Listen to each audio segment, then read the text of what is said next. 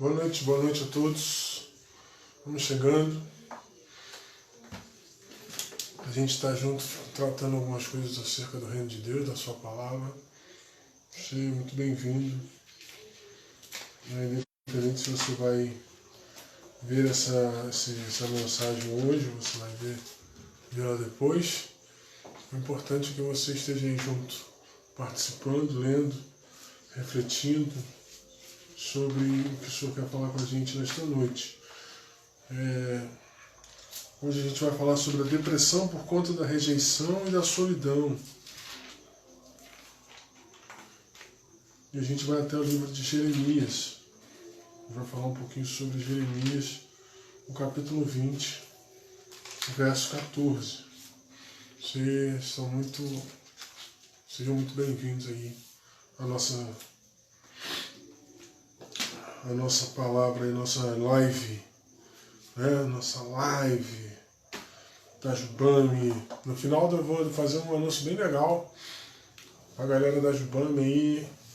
A gente vai fazer um anúncio bem bacana sobre alguns planos que a gente está fazendo aí, as lives, enquanto essa pandemia não termina, mas eu creio que vai ser muito interessante a nossa fala. Antes de qualquer coisa, eu quero orar.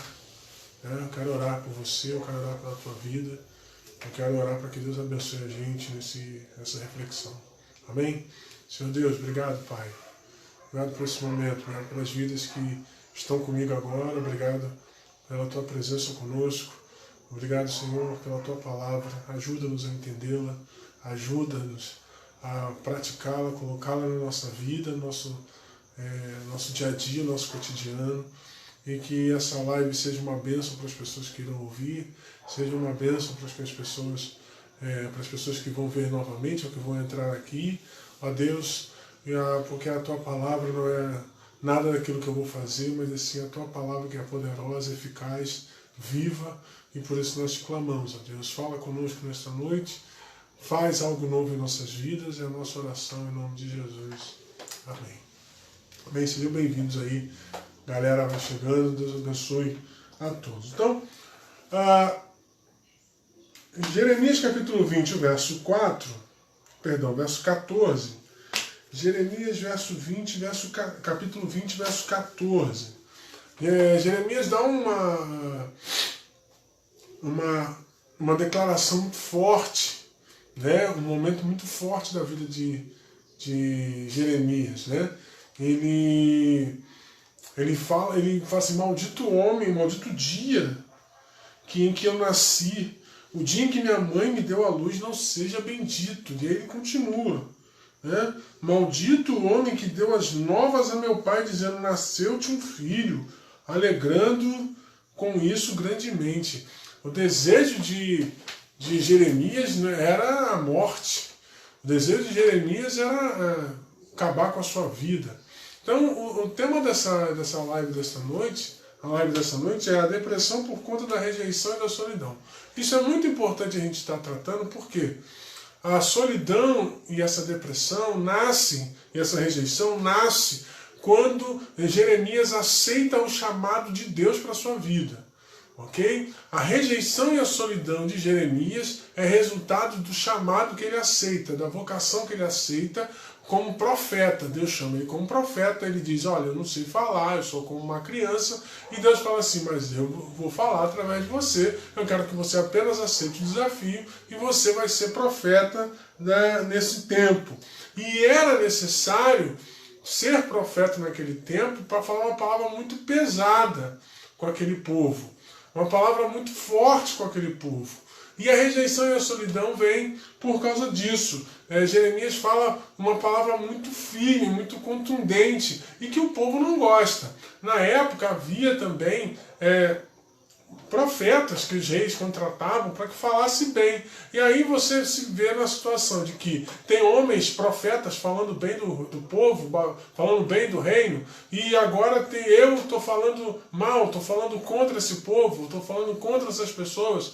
Então, É um paradoxo que Jeremias está vivendo, porque é muito mais fácil você falar coisas boas. É muito mais fácil você estar do lado do governo, por exemplo. A gente está vivendo um momento político bastante complicado. É muito fácil você ficar numa ponta e dizer, gente, pagando jornalista, você só fala bem do meu governo, fala bem do... Então, assim, o Brasil viveu isso durante muito tempo.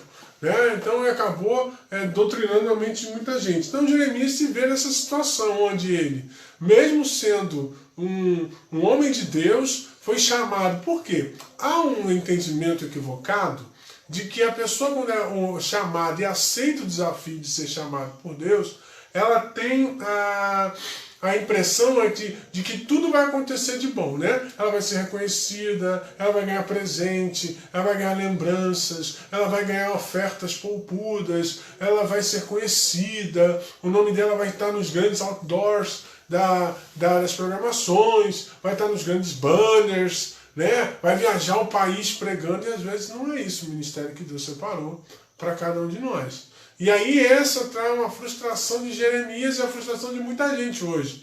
Que eu quero ser levantado como profeta nessa geração, como missionário nessa geração. Tá, mas e se Deus te colocar num lugar, na roça, te levar para os ribeirinhos, te levar para um projeto Amazônia, da Junta de Missões Nacionais, te levar para um país onde o Evangelho é rejeitado como Junta de Missões Mundiais? Você está preparado para isso? Você tem estrutura emocional e espiritual para isso? Então Jeremias está sendo provado na sua fé, porque você vai assumir. Então você se prepara, porque a bomba vai vir forte. Porém, o Senhor sempre está conosco. Deus jamais nos livra da batalha, mas nos livra na batalha. Ou seja, dentro da luta, dentro da dificuldade, as pessoas, Deus está livrando a gente. Muitos líderes eclesiásticos, pastores, missionários e tal, entendem que querem ser instrumentos de Deus e aí acham que vão ser aceitos, né? Eu vou ser aceito, as pessoas vão gostar de mim, tudo que eu falar as pessoas vão aceitar. Não é bem assim. Quando nós estamos dispostos a aceitar o chamado de Deus para a nossa vida, as provações, as dificuldades são muito grandes. E vale a pena você acompanhar esse texto, porque de repente é o que você pode estar vivendo nesse tempo, e é importante que você entenda de Deus esse momento para a tua vida. Às vezes você vai sofrer da solidão, da rejeição, mas o Senhor sempre estará contigo, porque quem te chamou vai te sustentar, você pode ter certeza disso. Jeremias, chamado profeta chorão, profetizou em Judá, no Reino do Sul, no mesmo período que os profetas Ezequiel, Sofonias e Abacuque. E aí lá no seu livro você encontra a sua experiência. Deus chama ele para ser profeta, lá em Jeremias capítulo 1, verso 5, mas ele não queria aceitar, como nós já falamos. Ele disse que era muito jovem, era uma criança, mas Deus diz a ele que daria as palavras, né, e para que ele também não tivesse medo, porque o Senhor estava protegendo ele. Importante também lá em Jeremias capítulo 1, verso 18 e 19, olha o que Deus fala para Jeremias. E hoje eu faço de você uma cidade fortificada, uma coluna de ferro e um muro de bronze contra toda a terra, contra os reis de Judá, seus oficiais, seus sacerdotes e o povo da terra. Eles lutarão contra você, mas não vencerão, pois eu estou com você e o protejo. Então, o objetivo de Deus ao chamar Jeremias para ser profeta era claro, denunciar o pecado do povo. E às vezes o profeta, não só no tempo de Jeremias, mas hoje também, o profeta de Deus, às vezes tem que denunciar o pecado, tem que mostrar a verdade, tem que mostrar o que está acontecendo, e muita gente não gosta. Muita gente só gosta de revelações que falam bem. Não gosto de revelações da palavra de Deus que vão de encontro, vão em confronto à sua vida. Né? Já aconteceu comigo de eu pregar sermões e ao final do culto algumas pessoas ficarem chateadas comigo pelo tom do sermão. E eu falo, irmão, eu não tenho culpa, foi a mensagem que Deus colocou no meu coração. Foi a mensagem que Deus tem pra gente hoje. E é isso que você precisa entender. A gente vai falar isso mais pra frente. Mas o que importa é que Deus está nos protegendo. Em todos os momentos, quando nós assumimos a responsabilidade do seu chamado, o Senhor está conosco, o Senhor está nos protegendo. Jeremias aceitou o desafio e começou a pregar a mensagem que Deus lhe deu. E olha o que ele diz lá em Jeremias 2,13. O meu povo cometeu 2 crimes. Eles me abandonaram a fonte de água viva, eles abandonaram o Senhor, a fonte de água viva, e cavaram suas próprias cisternas rachadas, que não tem água. Ou seja, Jeremias estava falando, olha, o que vocês estão fazendo não está adiantando nada, essas cisternas que vocês estão cavando, essa base que vocês estão buscando, essa estrutura que vocês estão buscando, elas não servem de absolutamente nada. Essa água que vocês acham que vocês vão beber, essa água vai furar uma figura de linguagem, uma metáfora, para dizer para o povo que as bases deles estavam completamente escorregadias, sem nenhuma segurança. Então, não eram sólidas. Então, Jeremias denuncia isso, avisa isso. Ele expôs a infidelidade e a insensatez no povo de Judá por ter abandonado Deus e ter voltado novamente, mais uma vez, aos ídolos pagãos. É um ioiô terrível, uma situação terrível do povo a todo momento. Se dobrar a deuses pagãos, aí Deus pesa a sua mão e volta, e assim muita gente faz hoje. Muita gente faz isso hoje. Abandona Deus, aí Deus vem com a sua mão forte, aí ele volta para a casa de Deus, aí daqui a pouco ele se distrai de novo, aí Deus vem com a sua mão e pesa, volta de novo. Ou seja, é um crente ioiô, né? Toda hora indo e voltando, e Deus não se agrada desse tipo de relação. Chega um tempo que Deus fala assim, ó, não vou mais usar de misericórdia com vocês, eu vou agir com a justiça. Importante que Jeremias sofreu 2 tensões importantes, 2 tensões muito graves. A primeira tensão é que quando ele começa a falar contra o povo, quem é que fica contra ele? A sua família e a sua própria nação. Então é a primeira tensão de enfrentar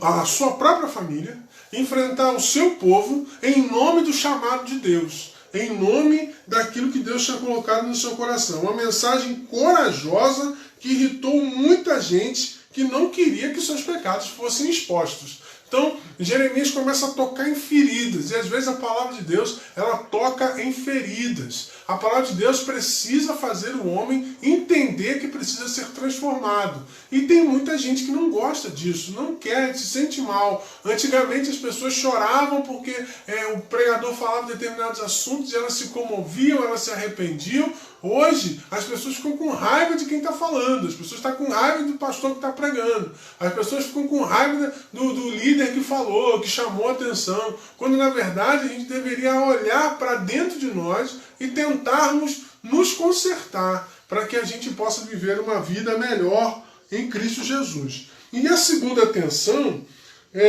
ele ficou solitário por causa da rejeição. Ele chega a falar todos me amaldiçoam, lá no capítulo 15, versos 10 e 11, e no verso 17 ele diz assim, nunca me assentei na assembleia dos zombadores, nem me regozijei com eles, nem por causa da tua mão me assentei solitário, por me encheste de indignação. Então a indignação, as pessoas estavam indignadas com Jeremias, com aquilo que ele estava fazendo. E a segunda tensão que Jeremias sofreu foi a tensão da solidão. Se a família o deixou, rejeitou, o povo rejeitou, e agora vem um baque muito grande da parte de Deus sobre a vida de Jeremias. Porque Deus diz a Jeremias, lá no capítulo 16, verso 2, proibindo ele de casar e, consequentemente, proibindo ele de ter filhos. O castigo de Deus sobre o povo seria tão grande que Deus fala para Jeremias: Jeremias, você não vai casar, você não vai ter filhos, porque toda a tua família será destruída. Então eu te peço, infelizmente é o preço que você vai ter que pagar, mas você não vai casar e não vai ter filhos. E ainda que tudo isso tivesse uma justificativa, e ainda veio mais agravante, Deus o proibiu de se casar e ter filhos, ainda que tivesse uma justificativa, né? Lá no capítulo 16, vamos lá no capítulo 16, o verso 3 e o verso 4. E porque assim diz o Senhor acerca dos filhos que nasceram neste lugar, acerca das mães que tiverem de seus pais que gerarem nessa terra, morrerão.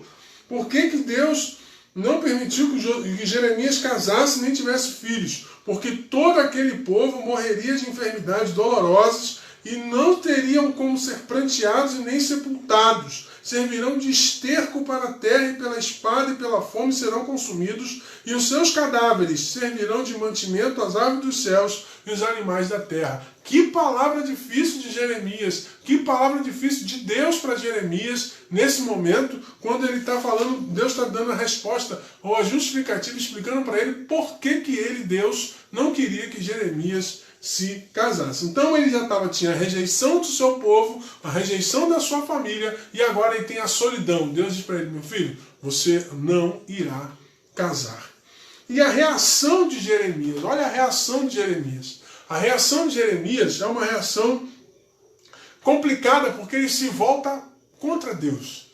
Então ele tinha dito lá no início que Deus era um rio de água viva. Agora ele está dizendo que Deus é um riacho seco, né? Em capítulo 15, verso 18. Então ele primeiro diz em nome de Deus que Deus era um rio de água viva, que o povo tinha que estar no rio de água viva para se banhar, para beber, para se lavar dos seus pecados. E agora ele está dizendo de Deus: Deus, tu és um riacho seco na minha vida. Tu és um riacho seco. Eu não consigo nada, eu só tenho rejeição, eu só tenho solidão, eu só tenho problemas, as pessoas me olham de virado, não olham para mim, não querem amizade comigo, não querem conversar. Isso tudo é o preço que Jeremias está pagando por obedecer o chamado neste tempo, irmãos. Preste atenção, é neste tempo específico que Jeremias está sendo usado por Deus para falar, e tem essas consequências.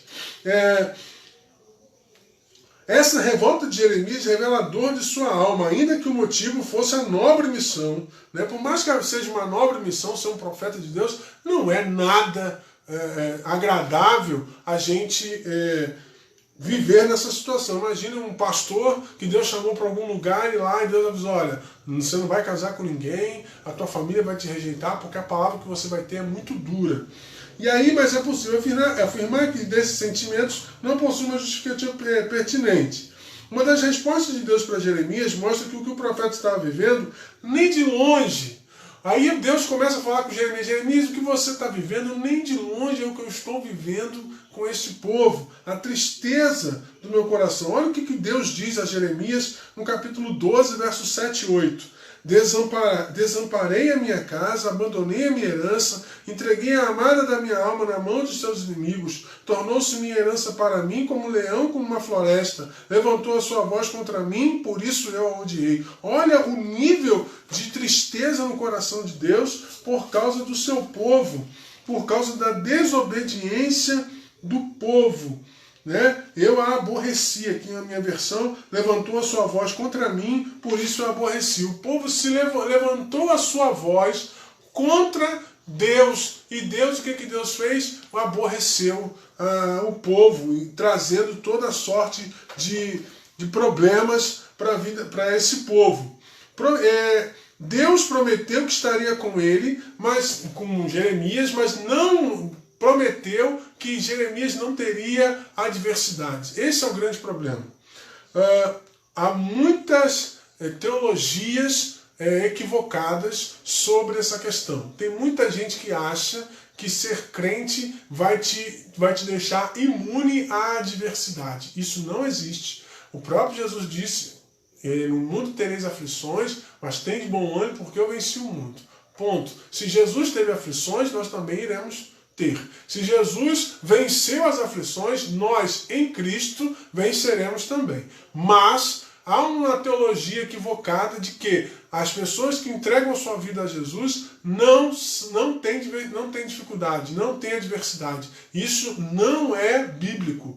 Isso não tem respaldo bíblico. O respaldo bíblico precisamos passar pelas provações, porque na provação do nosso caráter espiritual é moldado, a nossa vida é trabalhada. A tribulação, lá em Romanos, Paulo fala que a tribulação produz a paciência, a perseverança, a experiência. Ou seja, Deus trata conosco dentro das nossas adversidades. E o Jeremias de hoje? A pergunta de Jeremias lá em 20:18 é: por que saí da madre para ver trabalho e tristeza e para que os meus dias se consumam na vergonha?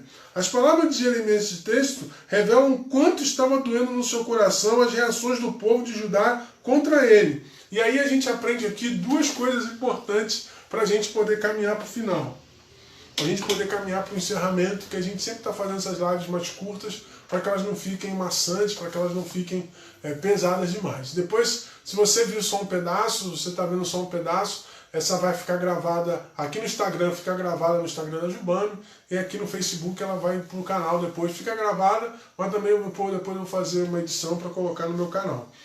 Mas importante, duas questões de hoje acerca do Jeremias. Primeiro, a gente precisa cuidar dos nossos profetas, cuidar dos líderes que estão falando em nome de Deus de verdade por nós.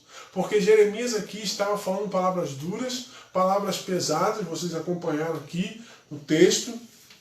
Ele diz, o povo cometeu 2 crimes, eles me abandonaram, a fonte de água viva, e cavaram suas próprias cisternas rachadas que não tem água. Ou seja, o povo estava, além de ter abandonado Deus, estava voltando seus olhos para os deuses pagãos. Então já é um detalhe completamente triste dessa história. E aí Jeremias denuncia isso.